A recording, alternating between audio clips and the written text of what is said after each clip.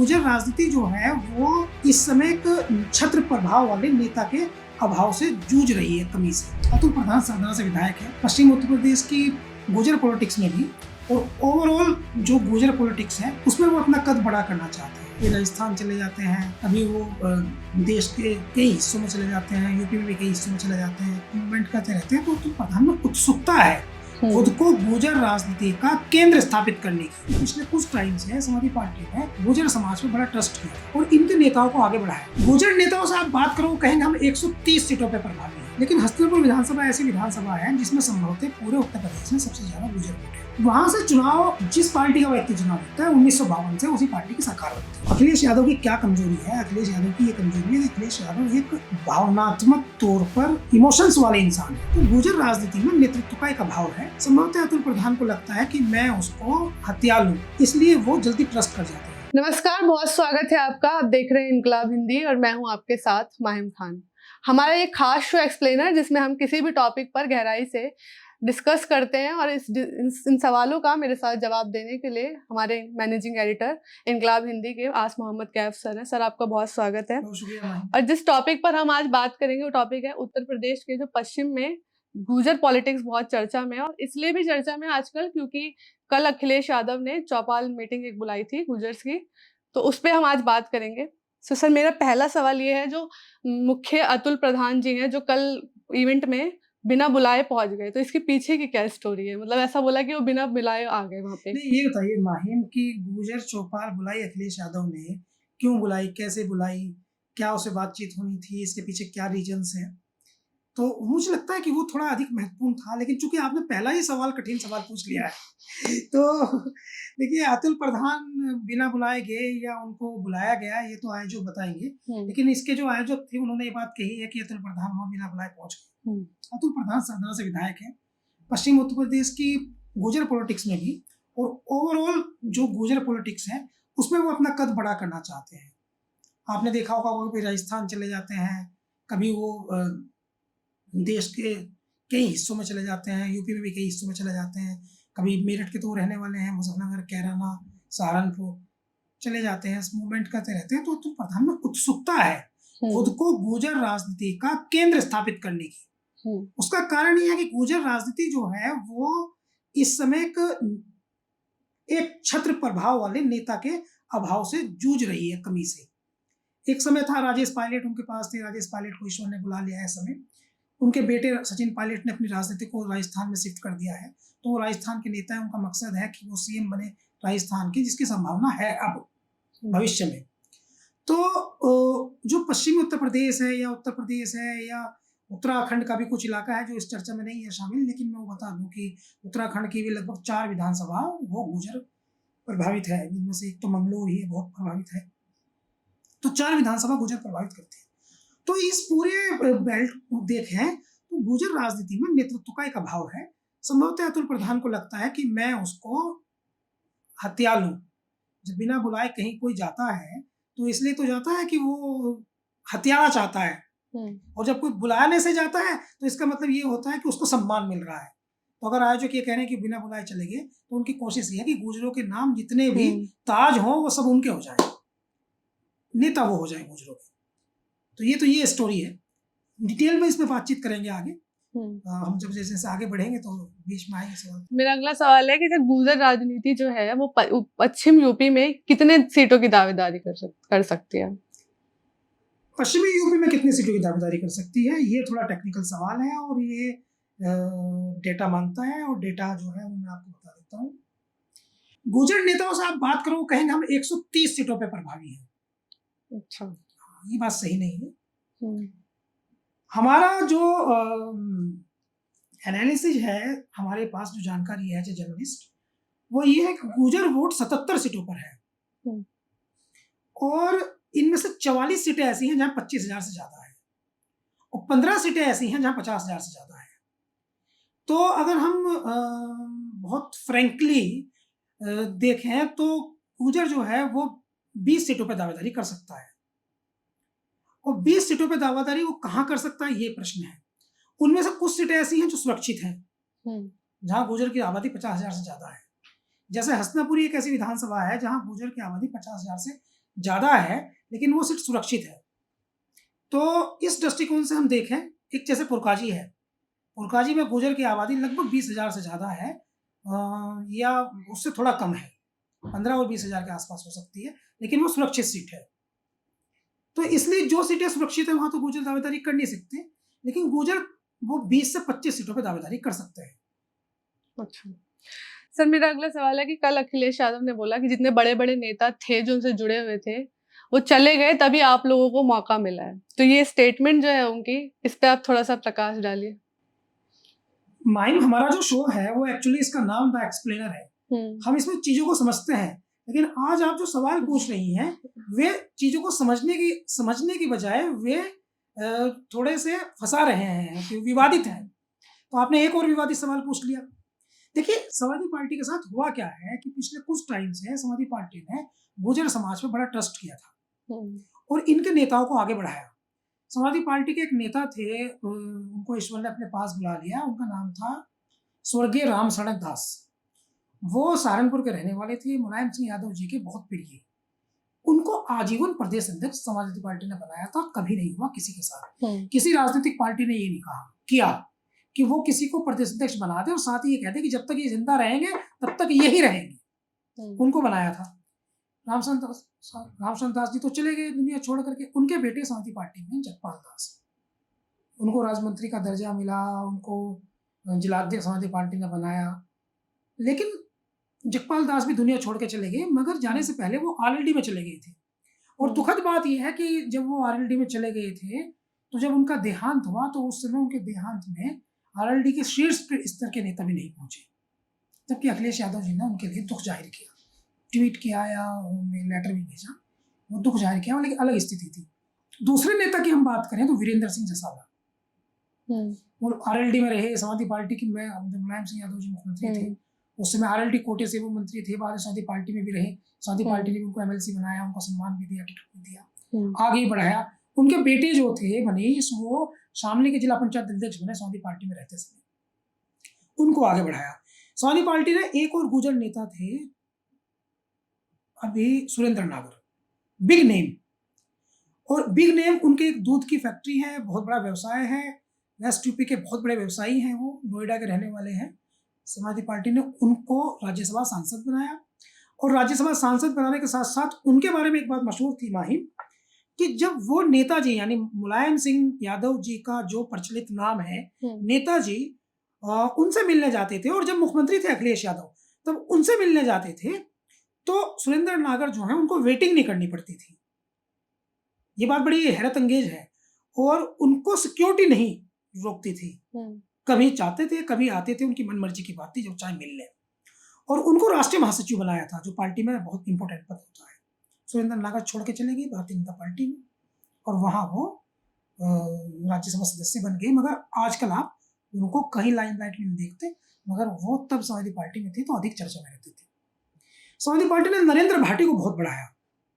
एक आपको याद होगा, पश्चिम उत्तर प्रदेश का एक बहुत नोएडा का एक बहुत चर्चित प्रकरण हुआ था, बहुत चर्चित प्रकरण, दुर्गा नागपाल प्रकरण आईएएस का, कि वो खनन के किसी इशू को लेकर के दुर्गा नागपाल को हटाया गया था। बड़ी ईमानदार आईएएस थी और बड़ा उसका आइडेंटिटी टॉपर थी, बड़ी मजबूत आइडेंटिटी। अभी आईएएस है, डीएम है। तो तब वो एसडीएम थी, शुरुआत नौकरी की शुरुआत में थी, बड़ी योग्य और पसंद की जाने वाली आईएएस थी। लेकिन नरेंद्र भाटी साहब से उनकी ईगो बन गई खनन के इशू को लेकर के। उन्होंने अपने सम्मान का हवाला दे करके मुख्यमंत्री से बात की, अखिलेश यादव से, और अपने सोर्सेज से बात की, संभवतः प्रोफेसर रामगोपाल यादव जी से। और जो वो कर सकते थे कि मेरी इज्जत का प्रश्न है, मुझे मेरा सम्मान बचा लीजिए, तो वो टकराव कई दिन तक चला। इंडियन मीडिया का मोस्ट हाईलाइटेड इशू था, उसमें दुर्गा नागपाल हटी और उत्तर प्रदेश में अखिलेश यादव के नेतृत्व वाली सरकार की उस प्रकरण में किरकिरी हुई। ये मैसेज गया देश भर में कि ईमानदार आईएएस को इन्होंने एक नेता कहने से हटा दिया। उन नरेंद्र भाटी को, जिनको इतना सम्मान दिया, चुनाव लड़ाया, एमएलसी बनाया, वो नरेंद्र भाटी इनको छोड़ के चले गए समाजवादी पार्टी को। और मैं बताता हूँ आपको, ये एक्चुअली डिटेल्स वे में है। चंदन चौहान, उनको अखिलेश यादव ने खतौली लड़ाया, बहुत सहायता भी की। मीरापुर उनको लड़ाया, आरएलडी से विधायक बनवाया, खुद 2 सिंबल चंद्र चौहान के पास थे, वो छोड़ के चले गए। इसी तरह से कई और भी नेता थे जो छोड़ के चले गए, तो उसकी चर्चा होती है। तो अखिलेश यादव का चूँकि अब वो तीसरे नंबर की पार्टी के नेता हैं, तो थोड़ा ब्रॉड माइंड हो गया है। तो वो कहते हैं, कल चूँकि चर्चा हो रही थी गुजर चौपाल में, तो वो कहते हैं अब इनकी बात मत करो। अगर ये ना जाते तो तुम्हें मौका कैसे मिलता आगे आने का? जैसे इस राजकुमार भाटी बैठे हैं जो आज का प्रवक्ता है और बड़ा टीवी पे पसंद किए जाते हैं, जिसके अखिलेश यादव ने भी की तारीफ की। तो भाटी जो हैं, उनको लेकर के उन्होंने कहा कि ये इन जैसे लोग कैसे आगे बढ़ते, तो ये चले गए तो इसलिए तो आपको मौका मिल रहा है, ये उन्होंने बात कही थी। सर आपने सारे नाम ले ही लिए, जैसे अभी नरेंद्र भाटी, वीरेंद्र सिंह, सुरेंद्र नागर, चंदन चौहान, ये नाम मैंने भी एक क्वेश्चन बनाया था कि ये वो नाम है जिन्हें समाजवादी पार्टी ने बहुत ज़्यादा सम्मान दिया था और ये लोग छोड़कर चले गए, तो क्या दोबारा से भरोसा करा जा सकता है इन पे? देखिए, मैं जहाँ तक अखिलेश यादव की राजनीति को समझा हूँ, अखिलेश यादव की क्या कमजोरी है? अखिलेश यादव की ये कमजोरी है कि अखिलेश यादव एक भावनात्मक तौर पर इमोशंस वाले इंसान है। काफी उनके अंदर जो है वो उनका अंदर का जो इंसान है वो भावनाओं से भरा हुआ है और इसलिए वो जल्दी ट्रस्ट कर जाते हैं। नेता के तौर पर उन्होंने ट्रस्ट किया और लेकिन एक और आइडेंटिटी अखिलेश यादव की विकसित हुई है जो अब उनकी एज के साथ 50 प्लस अब वो हो गए हैं, अब वो विकसित हुई है और वो ये है कि वो लोगों को पहचानने की कला में पारंगत हो गए हैं। तो जिसने एक बार उनका ट्रस्ट ब्रेक किया है उस पर भरोसा करना अब उनके लिए कठिन है। तो ये लोग वापस आएंगे, राजनीति में संभव तो कुछ भी है, ये लोग वापस आएंगे, मगर मुझे इसमें थोड़ा सा संदेह है।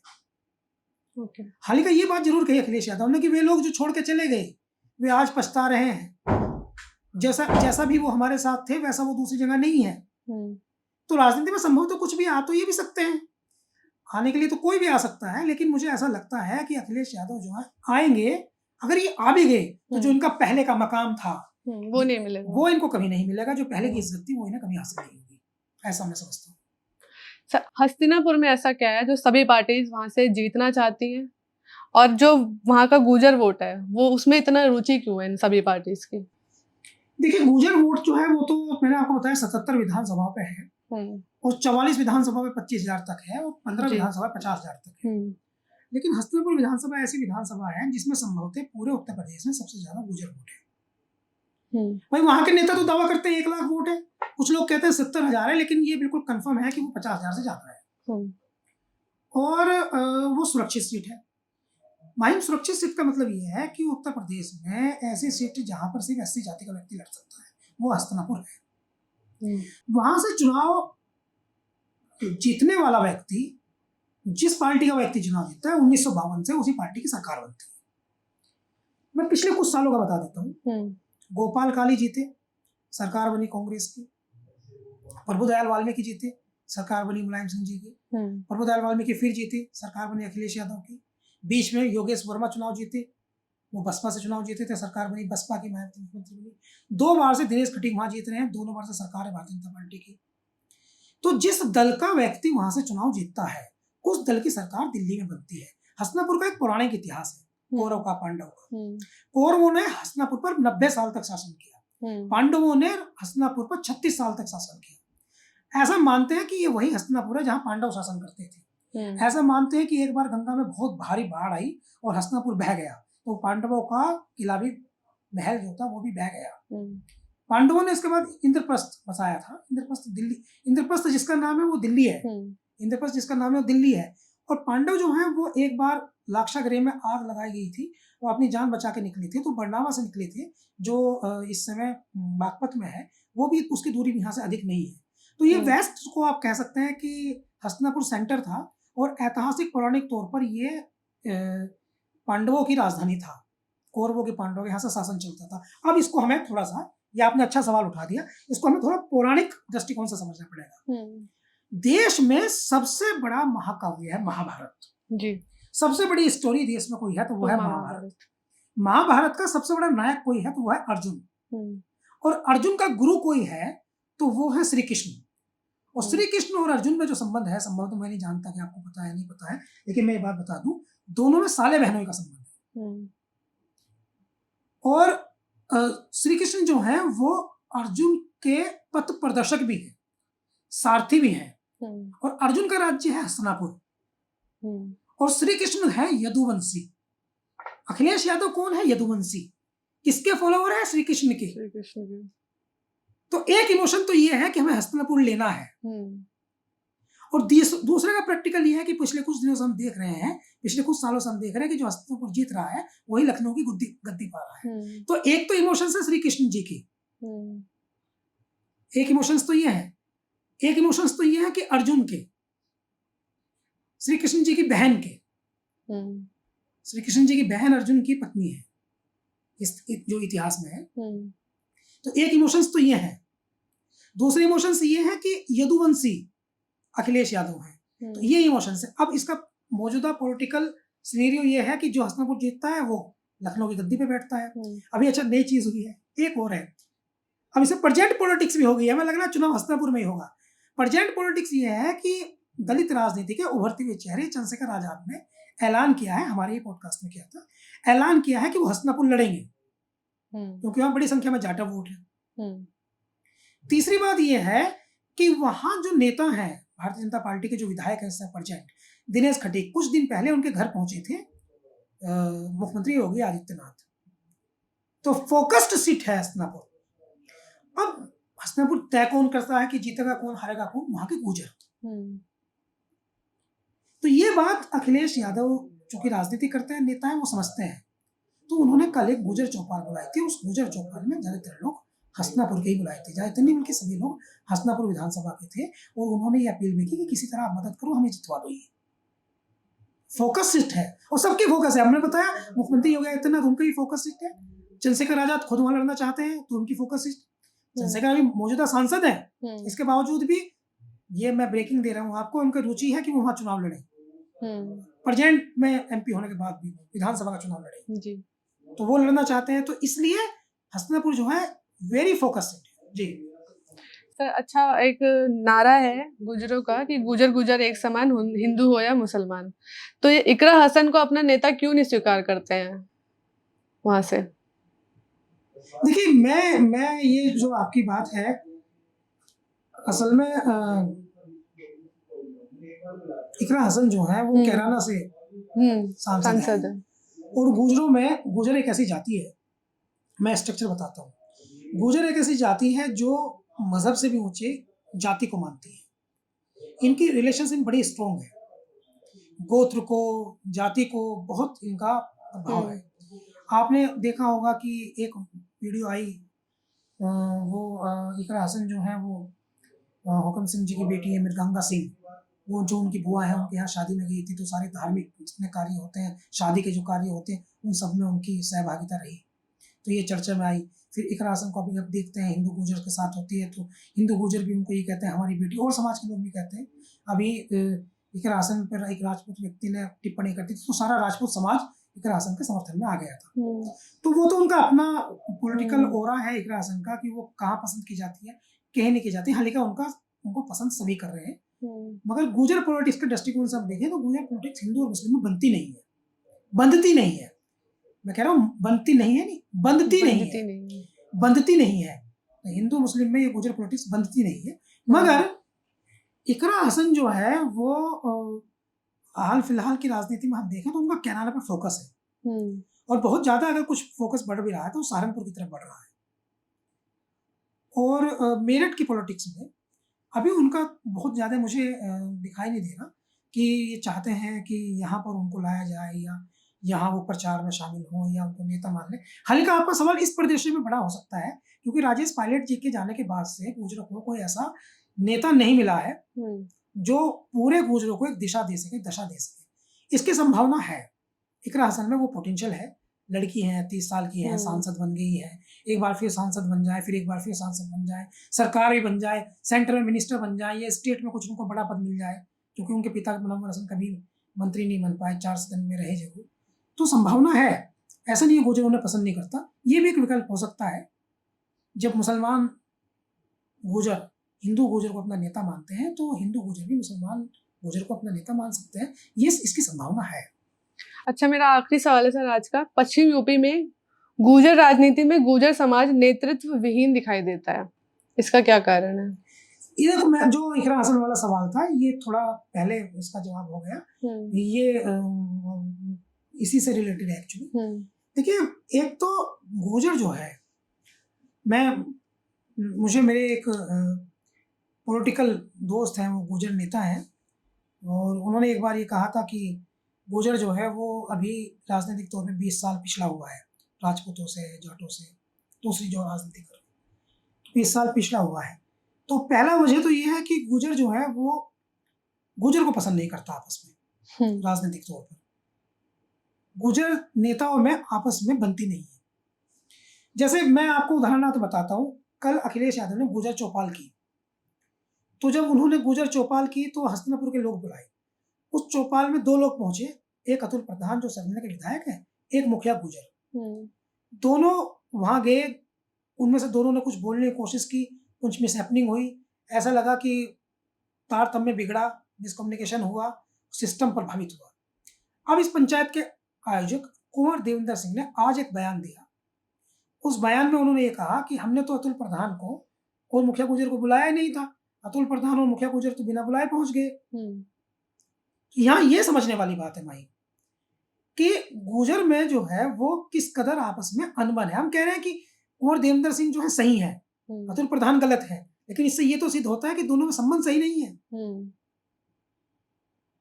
इससे ये तो सिद्ध होता है कि दोनों में संबंध सही नहीं है। इससे ये तो सिद्ध होता है कि गुर्जर कम्युनिटी जो है उसमें एकता नहीं है, एकता नहीं है, ये तो सिद्ध होता है। अतुल प्रधान जो है वो सरदना के विधायक है, उनकी जो पूरी राजनीति है वो संघर्ष पर आधारित है। तो गुर्जर समाज के ऐसे लोग जो पुराने जमींदार हैं या बड़े घरानों से आते हैं, वो उसको डाइजेस्ट नहीं करते। उनको लगता है कि आगे बढ़ने का हक जो है वो बस बड़े लोगों को ही है। अतुल प्रधान चूंकि गरीब घर से आते हैं, लेकिन इसका मतलब ये नहीं है कि अतुल प्रधान में सारी खूबियां हैं। ये उनका प्लस पॉइंट है कि वो संघर्षशील है, लेकिन ये उनका नेगेटिव पॉइंट है कि उनकी महत्वाकांक्षा बहुत अधिक है, सब कुछ वही चाहते हैं। जैसे जिला पंचायत अध्यक्ष भी वो बनना चाहते हैं, उन्होंने पत्नी को अपनी बनवाया था। लोकसभा मेरठ से टिकट भी वही चाहते हैं।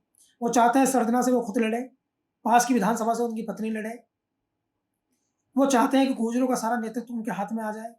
इसकी संभावना है नहीं। वो सरदना के विधायक रहे, यहाँ तक काम चल सकता है, लेकिन वो अगर दूसरे की टेरिटरी में हस्तक्षेप करते हैं तो इससे उनका विरोध पैदा होता है। और यही कारण है कि वहाँ के जो मुसलमान नेता हैं, शाहिद मंजूर है, रफीक अंसारी है, आदिल चौधरी है, वे भी अतुल प्रधान को जो समाजवादी पार्टी में पसंद अब नहीं करते हैं। और दूसरी पार्टी के नेता जैसे विपिन चौधरी हैं, वहाँ जिला समाजवादी पार्टी के भी पसंद नहीं करते हैं। और एक अतुल प्रधान के व्यवहार में थोड़ा सा एग्रेशन है। मुझे नहीं पता, आपको पता नहीं पता है ये, क्योंकि आप तो दहलियन है, लेकिन हमारे यहाँ एक भाषा बोली जाती है, टशन कहते हैं उसे। तो उनके व्यवहार में थोड़ी सी टशन है, जिसको गुर्जर घराने, बड़े घराने गुर्जर पसंद नहीं करते हैं। उनका मानना ये है कि वो अदबो एहतराम से पेश आए, और वो खुद को हमसे बड़ा दिखाने की कोशिश करते हैं, इसलिए वो हमें चुभते हैं। बहुत शुक्रिया सर हमारे सवालों का जवाब देने के लिए। तो आप इस पे क्या सोचते हैं, इस मुद्दे पर आपकी क्या राय है, हमें कमेंट करके जरूर बताइए। धन्यवाद।